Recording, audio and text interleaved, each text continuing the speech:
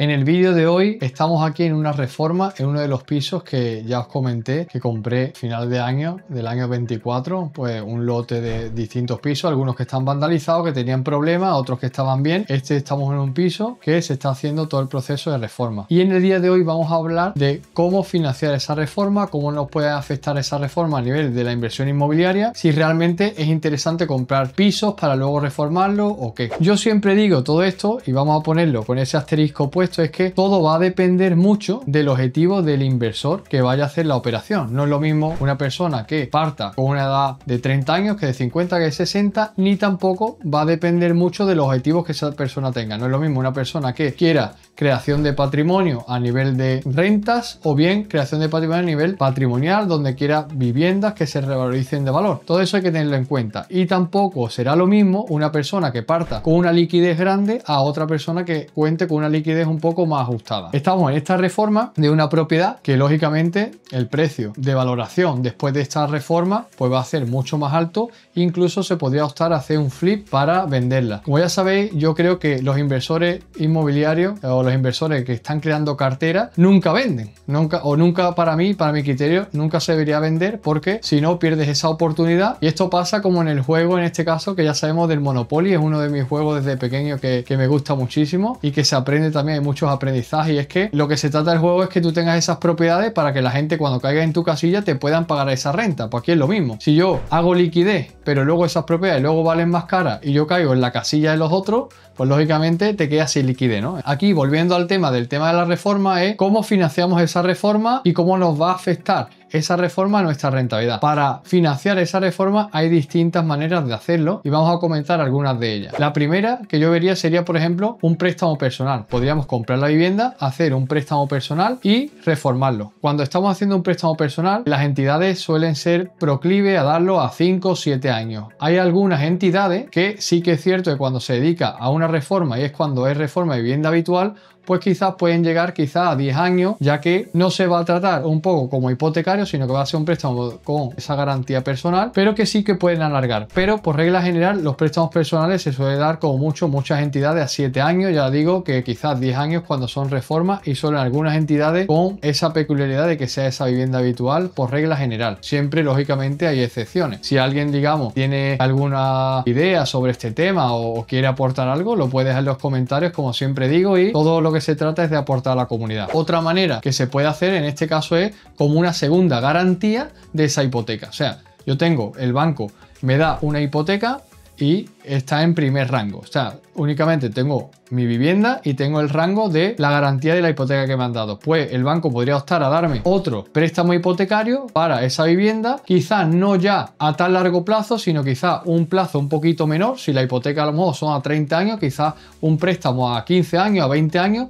para esa reforma, y es la vivienda la que responde en este caso de ese préstamo, y también lógicamente cogerán la garantía personal. Otra forma de financiar esa reforma podría ser perfectamente con un préstamo entre familiares, ¿no? Entre particulares, familiares o amigos que nos dan un préstamo entre particulares, y ese préstamo va destinado a realizar esa reforma y nosotros pagaremos, bien sea mensual, bien sea con el plazo pactado y con la duración pactada, lógicamente, y al tipo de interés pactado, que le devolvamos poco a poco, pero sí que nos permitiría, fuera del círculo de la financiación bancaria, de acceder y ser capaces de reformar una vivienda sin realmente necesitar dinero del banco, y que esa vivienda después de esa reforma pues podamos quizás hacer un flip para venderla más cara, o bien para tenerla en renta y tenerla bien optimizada. Otra manera que habría en este caso de hacerlo también sería la de optar por financiación, en este caso externa, ¿no? Financiación a través de personas que son inversores, igual como en el caso del préstamo entre particulares, familiares, pues bueno,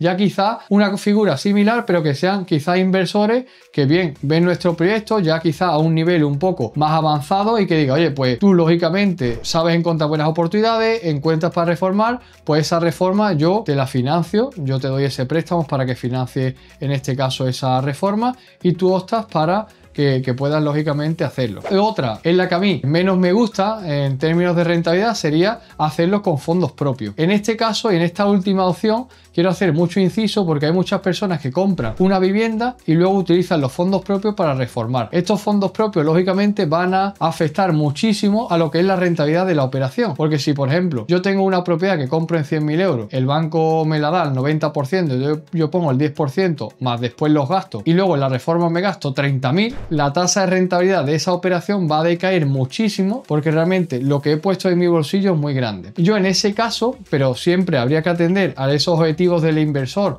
o también habría que atender a realmente su plan para acceder, digamos, a este tipo de operaciones, analizarlo muy bien, porque quizás sería más interesante comprar propiedades que ya estén reformadas si yo tengo una buena tasa de financiación con el banco, porque aunque sean un poco más caras, el dinero que yo he sacado de mi bolsillo siempre va a ser menor. Si yo compro más barato y luego me saco dinero en mi bolsillo, si luego quiero entrar en una operación y yo no tengo una capacidad de generación de fondos rápida, pues lógicamente me va a lastrar en mi crecimiento. Si yo de primera me he gastado 40.000 euros y tenía disponible, por ejemplo, 60.000, lógicamente luego para volver a acceder a otra operación, quizá ahorrando 1.000, 2.000 euros al mes o 1.500 o 500, los que sean, pues lógicamente me va a tardar mucho tiempo y en ese tiempo el mercado, si está ocurriendo lo mismo que ahora, pues lógicamente con esa inflación los precios pueden tender al alza y cuando vaya a acceder a esa operación ya no tengo el dinero necesario para acceder y tengo que seguir ahorrando y estoy un poco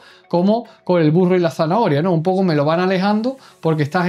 ahorrando más lento que lo que el mercado crece. Todas estas cosas tenemos que tenerlas en cuenta y por eso hablaba al principio del vídeo que en términos de rentabilidad las reformas son muy importantes porque si no contamos con una liquidez suficiente te pueden lastrar porque lógicamente todas esas tasas de rendimiento van a ser más bajas y esas tasas de rendimiento si crecen por debajo de lo que crece la economía o lo que crece el sector inmobiliario te van a lastrar y no vas a poder, digamos, crecer y expandir tu cartera. Esa ha sido una de las cosas principales que yo cuando empezaba a invertir tenía muy en cuenta y yo prefería quizás al principio comprar vivienda de mayor valoración pero que estuvieran perfectamente disponibles para entrar a vivir y que yo tuviera que gastar lo mínimo posible para yo centrarme en lo que es en mi perfil bancario para que el banco me diese mayor capacidad de financiación y poder acceder a operaciones de manera continua para poder crecer mi cartera. Mi objetivo era el crecimiento patrimonial de mi cartera, dejar el trabajo para yo ser libre y hacer mis propios proyectos como estoy haciendo ahora, ¿no? Yo sé que el objetivo de muchos de vosotros y tenéis que tener en cuenta esto y no centraros únicamente en querer comprar esa ganga que luego a nivel de vuestra situación personal puede ser quizá la perdición para no poder acceder a crecer la cartera. Espero que el vídeo os haya aportado, dejadme en los comentarios qué os parece, dadle a like, suscribiros si todavía no lo habéis hecho y muchísimas gracias por acompañarme.